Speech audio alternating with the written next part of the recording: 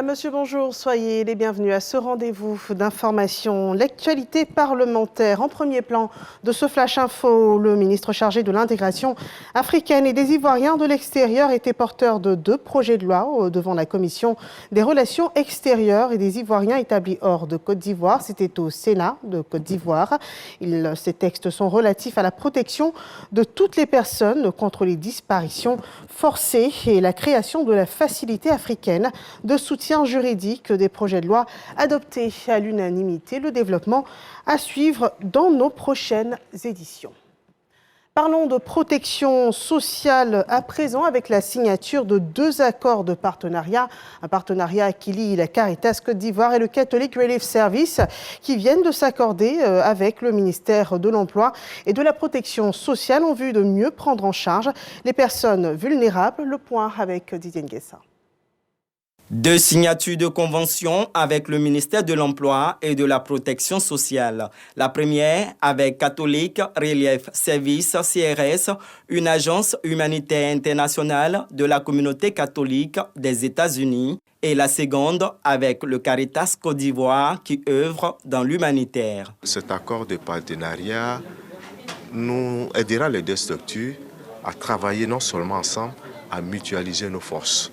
Et sur le terrain, tout à l'heure, on faisait mention de ce projet en faveur de cette cible vulnérable pour l'autonomisation de ces personnes vulnérables au niveau de Djéné, pour mettre en place des activités génératrices de revenus. Les aider à peaufiner, à renforcer les politiques liées à la protection sociale, à travailler sur les documents stratégiques et surtout à développer des partenariats qui peuvent permettre vraiment une prise en charge correcte des indigents et des personnes vulnérables. La formalisation du cadre de travail avec le CRS et le renforcement des relations pour le Caritas. Des accords cadres de collaboration qui permettent de définir une stratégie commune entre ces 2 structures et le ministère de l'Emploi et de la Protection sociale pour agir et intervenir dans le domaine de la protection sociale de toutes ces populations vulnérables qui n'attendent que l'intervention du gouvernement et de toutes ces structures, on va dire, internationales et organisations nationales comme la Caritas Côte d'Ivoire pour leur venir en aide, pour leur apporter des solutions aux difficultés qu'elles vivent au jour le jour.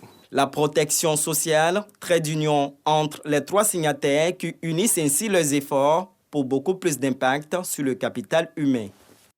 Et en plus des préoccupations sociales, la Côte d'Ivoire lutte contre la corruption. La Haute Autorité pour la bonne gouvernance, appuyée par la coopération allemande, a publié les résultats d'une étude menée au cours de l'année 2022. Il s'agissait d'évaluer les performances de l'administration publique ivoirienne en matière de lutte contre la corruption. Et à l'évidence, d'importants progrès ont été réalisés dans le cadre de cette lutte.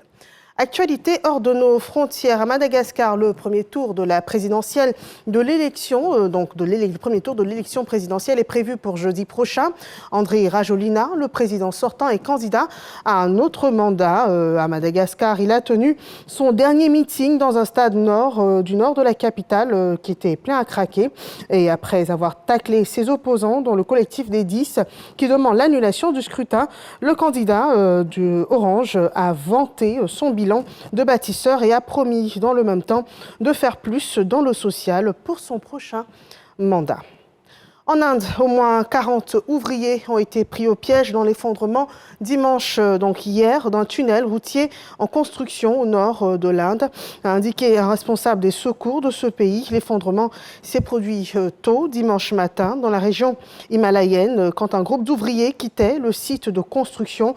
Environ 200 mètres de tunnel se sont effondrés. Un point sur la guerre entre le Hamas et Israël. Les combats se concentrent au cœur de la ville de Gaza, dans le nord du territoire, notamment autour de certains hôpitaux soupçonnés par l'armée israélienne d'abriter des infrastructures stratégiques du Hamas qui se serviraient des populations comme véritables boucliers humains, selon l'armée israélienne.